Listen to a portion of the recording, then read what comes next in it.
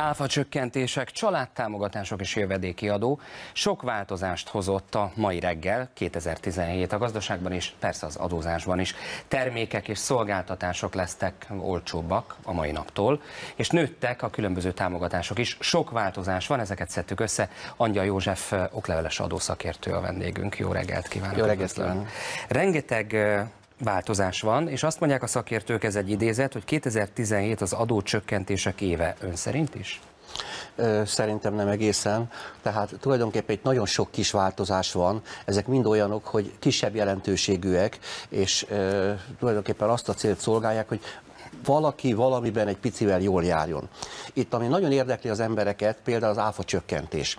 Tehát az, hogy az áfa csökkentés az megjelenik-e a fogyasztói árakban, tehát a végfogyasztó az tulajdonképpen élvezi ennek az előnyeit. Most azt kell mondanom, hogy egy áfa csökkentésnek 4 szereplője van. Ugye van a termelő, a kereskedő, az adóhatóság és a végfogyasztó.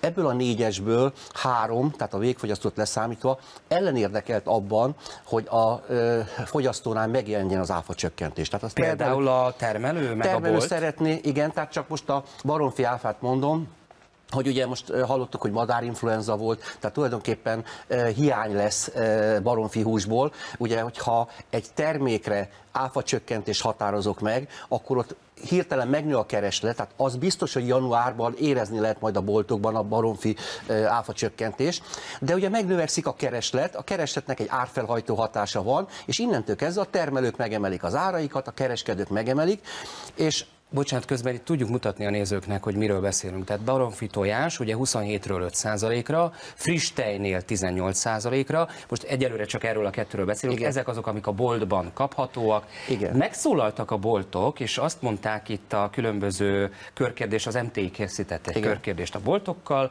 és ők azt mondták, hogy ők nem fogják benyelni ezt a változtatást, hanem az árokban is meg fog jelenni. Igen, tehát azért mondtam, hogy januárban ez valóban így lesz. Így volt ez a sertéshús áfájánál is, de utána szépen visszamegy az ár. Tehát a nyilatkozat kell, hogy igen, mi végrehajtjuk az áfacsökkentést, nem kell 3 hónap, és tulajdonképpen meg fog jelenni.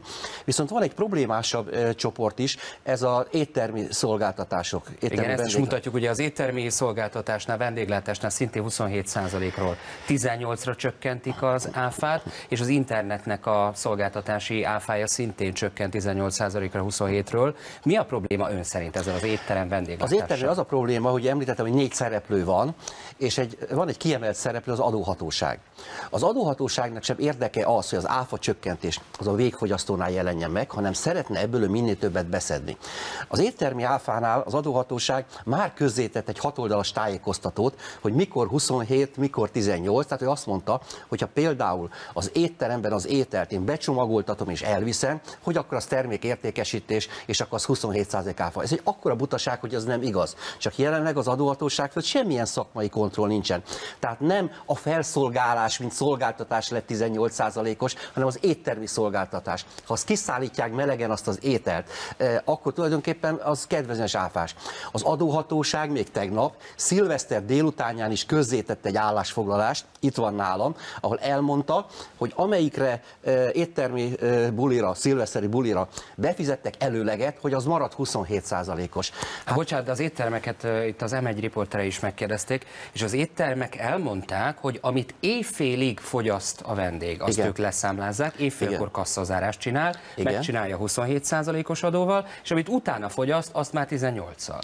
Így van, csak ugye az adóhatóság azt mondta, hogy ha valaki, most mondok valami 10 000 forint a szilveszteri vacsora, ebből előlegbe befizetett mondjuk 5 000 forintot, akkor azt mondja az adóhatóság, hogy hiába a fizetés 2017-ben, tehát már idén történik, akkor is azon a 27% áfa marad. Na most ez azért butaság, mert az adóhatóság úgy csinál, mintha nem tudnám, mi a különbség az előleg meg a teljesítés között. Tehát, hogyha én előleget fizetek egy termékre, az nem a termék árát csökkenti, hanem a fizetendő összeget. Na most míg az adóhatóság ilyen nyilvánvaló blödségeket közzétehet, és tulajdonképpen azt írta le, hogy attól függ majd például egy önkiszolgáló étteremben az áfa megítélése, hogy az asztalon van szalvéta vagy nincs szalvéta, hát az jogi nonsens, hogy egy revizornak ilyen mérleges, hogy azt mondja, hogy ja, nem találtam találtam szalvétát az asztalon, akkor ez 27%-os lesz. Tehát sajnos ez a probléma, hogy nem érdekeltek abban az adóhatóság és a többi szereplő, hogy ezt megkapja a fogyasztót, aki magára marad. Jól értem? Tehát maga a csökkentés az önmagában jó, csak lehet, hogy trükközni fognak majd egy idő után, például az éttermek vagy a boltok ezekkel a termékekkel. Nem, rosszul értette, nem ők trükköznek, az adóhatóság trükközik. Tehát tulajdonképpen most vegyünk egy egyszerű dolgot, hogy valaki az étteremben azt mondja, jaj, elnézést, megy a vonatom, legyen kedves becsomagolni, elviszem, és akkor ha ugyanezt egy revizor játsza el próbaétkezés, mert ugye fognak járni étterembe, próbaétkezés, nem tudom, lehet, hogy ezt nekik találták ki, akkor tulajdonképpen azt mondja, hogy mivel ezt becsomagolták és elvittem, ezért ezt nem 18-al, hanem 27-tel kellett volna kiszállni, és megbünteti. Tehát egy olyan bizonytalanságot idéz elő a végrehajtásnál, az éttermek akkor járnak el helyesen, hogyha nem egyértelmű dolog, nem vállalják fel a 18% áfát, tehát hiába volt egy kormányzati szándék, adóhatóság keresztbe veri. Erre egy konkrét példát mondok, itt volt az 5%-os lakásáfa. Ugye annak is az volt a célja, hogy csökkenjenek az ingatlanak. Mi történt? Fölment. Miért? Mert az adóhatóság közzétett egy buta állásfoglalást, hogy tulajdonképpen ott is ugyanezt, hogy az előlegre megfizetett áfa az rajta marad, illetve azt mondta, hogy az építtetők, tehát a beruházók, azok beépíthetik az adóalapjukba az áfa csökkentést. Tehát ami a végfogyasztót illetné, erre egy adóhatóság volt képes azt nyilatkozni, hogy nem a végfogyasztót illetve, tessék beépíteni. Tehát a szereplők közül, aki a legproblémásabb, az pont az adóhatóság. Nézzük meg egy másik változtatást, mert nagyon sok más kisebb is, ugye, ahogy ön is mondta, változtatás van. Ezek adóváltozások, ugye az egészségügyi hozzájárulás csökken, igen. Ezek a munkáltató járulékainak az egyike, amit fizetnie kell a munkavállalója után. Aztán a társasági adó 9%-ra csökken, a kisvállalati adó az 14%-ot, 2% pontos csökkenés van, és aki katával adózik, ott ugye a 6 millió forintos éves határ, vagy értékhatár, az 12 millióra nő. Tulajdonképpen az EHO az azért csökken, mert az mindig ugyanannyi, mint a szociális hozzájárulási adó, ez ennek a következménye, hogy 5%-kal csökkentek a járulékok.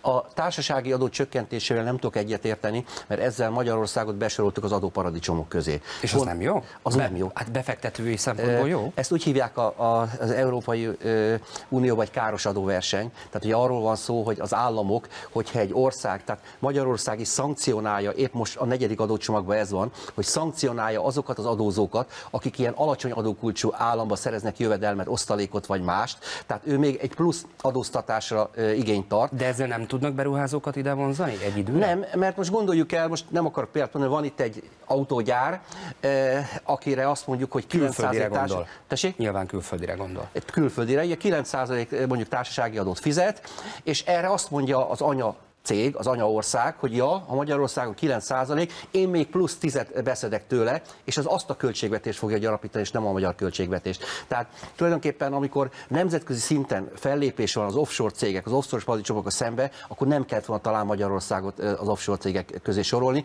Ha ugyanezt a pénzt mondjuk a szociális hozzáadó csökkentésre fordítjuk, akkor nem 5%-kal, hanem akár 7%-kal is lehet volna csökkenteni. Na most itt a kisvállalati adóról azt tudom mondani, hogy ez egy olyan adó, amit a jó szándékot nem vitatom, de nem nyerte el az emberek tetszését. Összesen 7000-en választották. Tehát ezt lehet pofozgatni, javítgatni, itt egyszerűen meg kellene szüntetni. Ha valami nem tetszik az embereknek, akkor azt ne erőltessük rájuk.